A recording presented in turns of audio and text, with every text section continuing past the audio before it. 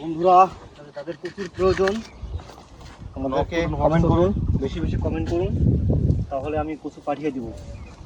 আপনাদের লোকেশন দিন, আপনাদের ঠিকানা দিন, একদম বিনামূল্যে, কোনো টাকা লাগবে না, ডেলিভারি চার্জও লাগবে না, কোনো টাকা লাগবে না।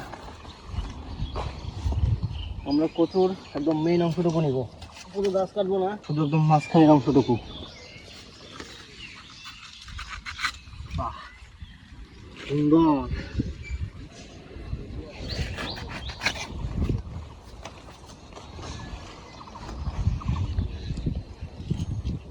আজকে তাপমাত্রা অনেক বেশি, প্রচুর গরম আজকে।